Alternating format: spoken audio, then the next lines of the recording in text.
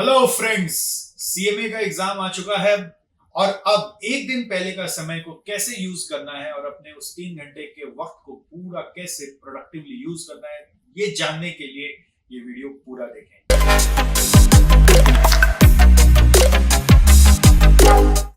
मेरी जो बातें वो हर स्टूडेंट को अप्लाई होगी, ना कि सिर्फ जो हमसे पढ़े। हर कोई इसको अप्लाई करेंगे और ये इंटर फाइनल सारे स्टूडेंट्स के लिए अप्लाई होगा।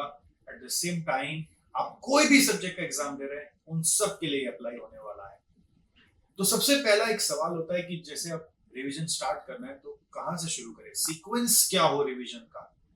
तो बच्चे मुझे पर्सनली मैसेज कर रहे थे कि सर अगर आप हमें सब्जेक्ट वाइज सीक्वेंस बता देते तो कितना अच्छा होता। मैं आपको एक ऐसा सीक्वेंस बताने जा रहा हूं जो मास्टर सीक्वेंस है, जो आपका हर सब्जेक्ट में एप्लीकेबल होगा।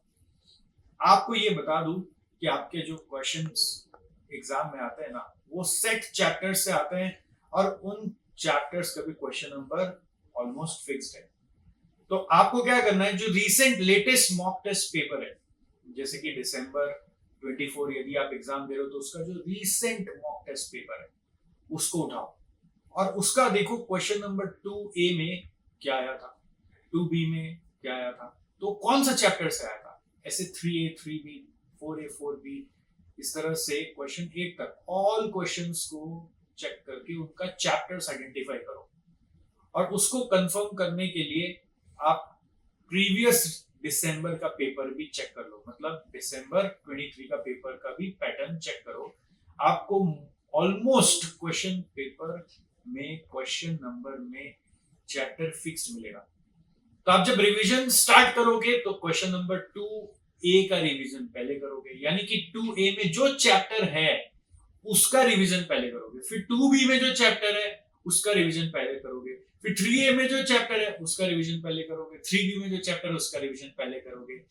लाइकवाइज आपको अपना 8 क्वेश्चन का जितना रिलेटेड चैप्टर्स है उसको रिवाइज करना है। तो दूसरा सवाल यह आता है कि रिवाइज कहां से करना है। तो रिवीजन के लिए फ्रेंड्स बेस्ट है आपका बना हुआ समरी नोट्स। आपको अब जो भी चैप्टर रिवाइज करना है वो यूं नहीं कि पूरा पूरा क्लास नोट्स का स्टार्टिंग से पढ़ना शुरू किया, समरी नोट्स से पढ़ना शुरू करना है और वो भी ढक के कि इस चैप्टर में ब्रेन में याद करो कि वो समरी नोट्स में क्या था। अगर नहीं याद आ रहा है तब नीचे देखो और देख देख के अगर रिवाइज हुआ तो एक बार फिर बिना देख के पूरा समरी नोट्स को रिवाइज करो। उन समरी नोट्स में मैं ऐसा उम्मीद कर रहा हूं कि हर चैप्टर का आपने कुछ इंपॉर्टेंट क्वेश्चन नंबर्स जरूर लिख रखा होगा, या फिर नहीं लिखा है तो अपने लिए कुछ अपने क्लास करते वक्त प्रैक्टिस करते वक्त मार्क करके रखा होगा। तो उन क्वेश्चन नंबर्स को ही सिर्फ देखना है, यानी कि उन्हीं क्वेश्चन का डिटेल्स को थोड़ा सा देखना है जिसमें आप पहले कभी फंसे थे या आपको लगता है कि वो आपसे उस समय अच्छे से नहीं हुआ था। So that's how you are going to revise each and every chapter। 2 से 8 पहले रिवाइज करेंगे और उसके बाद लास्ट में जैसे कि सुबह सुबह मॉर्निंग उठकर जल्दी उठकर क्वेश्चन नंबर 1 यानी कि एमसीक्यू का रिवीजन करेंगे। तो एमसीक्यू का रिवीजन सुबह सुबह उठ के कर लीजिएगा और उसमें भी कौन सा एमसीक्यू रिवाइज करेंगे, सारा नहीं, जिस जिस एमसीक्यू में आपको कंफ्यूजन हुआ था, जिसमें आपसे एरर हुआ था, तो उसका एक बार बस आंसर देखना या प्रोसेस आपको देखना है।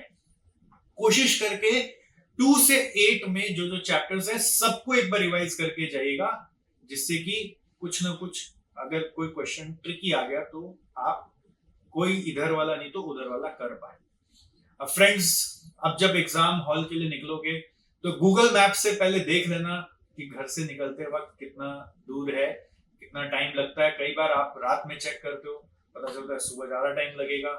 तो अकॉर्डिंगली प्लान करके कोशिश करना अपने एग्जाम सेंटर में 30 मिनट्स पहले कम से कम पहुंच जाना है। एग्जाम हॉल में जब जाओगे तो बहुत सारा कुछ सोना चांदी है ना, बहुत सारा ब्रेसलेट वेसलेट कुछ नहीं लेके जाना है, बहुत सिंपल वे में जाना है और मोबाइल भी हो सके तो ना लेके जाए तो बेहतर है।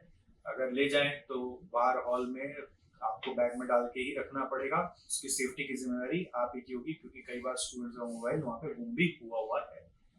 तो या फिर एक छोटा ताला लेके जाएं, बैग में ताला लगा दें, वो भी आप कर सकते हैं। सेफ्टी आपकी चीज की आपके हाथ में है। सेकंड पॉइंट ये है कि आप 15 मिनट पहले एग्जाम हॉल में सीटेड होंगे। एग्जाम हॉल के अंदर पानी का बॉटल अपना भी लेके जाएं, बाहर के पानी के बॉटल पर डिपेंड नहीं होना चाहिए, अगर मिल गया तो ठीक, नहीं मिला तो ठीक। 2 कैलकुलेटर रखेंगे, ब्लैक एंड ब्लू पेन रखेंगे, पेंसिल, इरेजर, शार्पनर सब लेके जाएंगे। ये सब बोलने की बात नहीं, बट फिर भी रिमाइंड कर रहा हूं। अब इसके बाद जब आप अपना 15 मिनट के पहले क्वेश्चन पेपर हाथ में ले लेंगे, तो क्वेश्चन पेपर में पहला जो अपना एमसीक्यू का क्वेश्चन होगा उसको नहीं देखेंगे पहला 15 मिनट में। आप क्वेश्चन 2 से 8 को 15 मिनट देखेंगे और उसमें फटाफट एबीसी मार्किंग करेंगे। ए मतलब कौन सा बहुत अच्छे से आता है, बी मतलब करेंगे तो शायद हो जाएगा, सी मतलब नहीं आता है। और उसके हिसाब से उस 15 मिनट में चुन लेंगे कि कौन सा 5 क्वेश्चन आपको अपने एग्जाम के लिए करना है। ये आपके लिए बहुत जरूरी है कि उस 15 मिनट में ही डिसाइड कर लेना है। अगर 5 का 5 नहीं समझ में आया, कम से कम टॉप 3 तो डिसाइड हो जाए, इसका ध्यान रखना है। उसके बाद अपना आंसर सॉल्व करना स्टार्ट करेंगे, यानी बेसिकली क्वेश्चंस का आंसर लिखना स्टार्ट करेंगे। तो स्टार्ट करेंगे तो ध्यान रखिएगा, एक रूल है, गोल्डन रूल, 1.8 मार्क्स पर minute.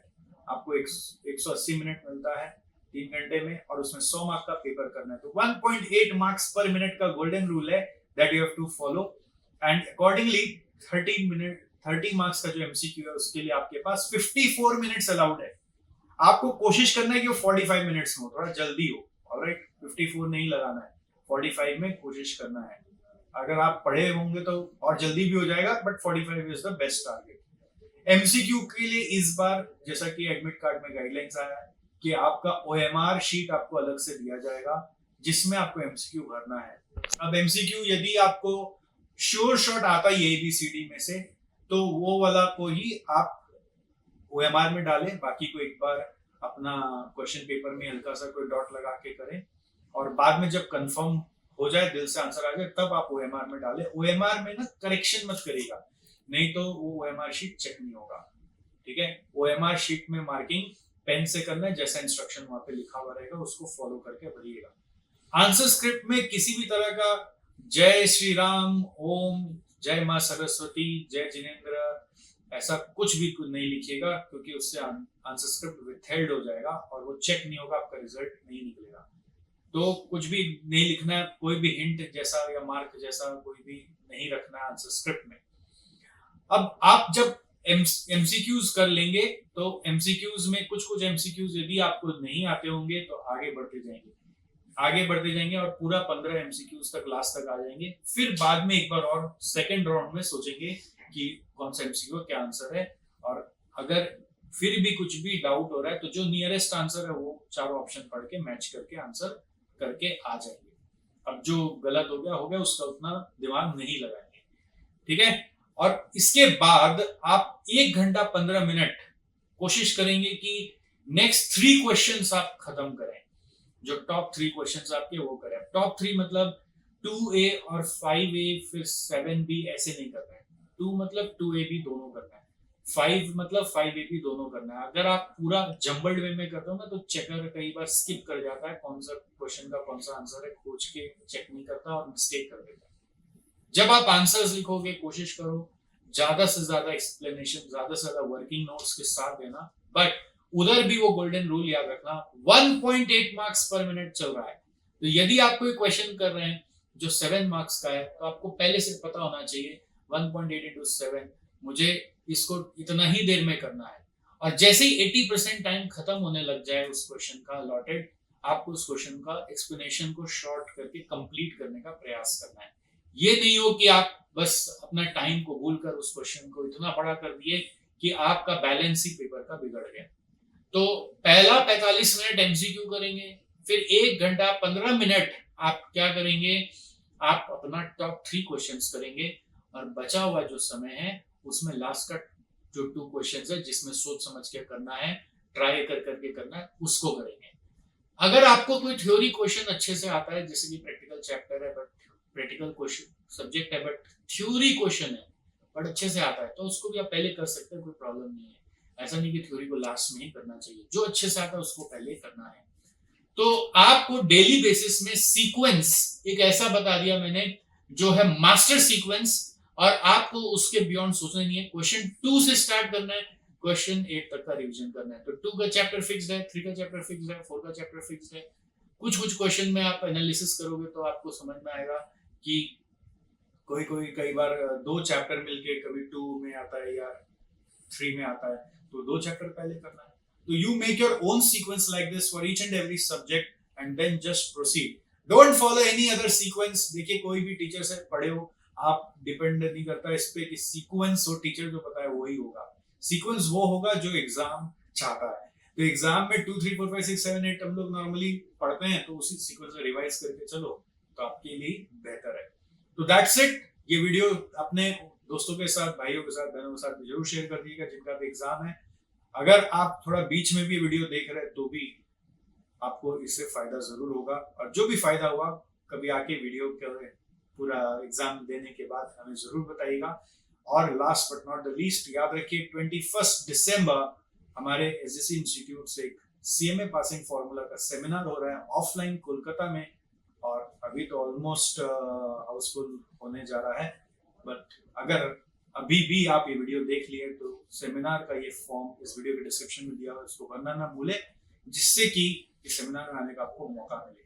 That's it. Thank you so much and I wish you all the best for your exams.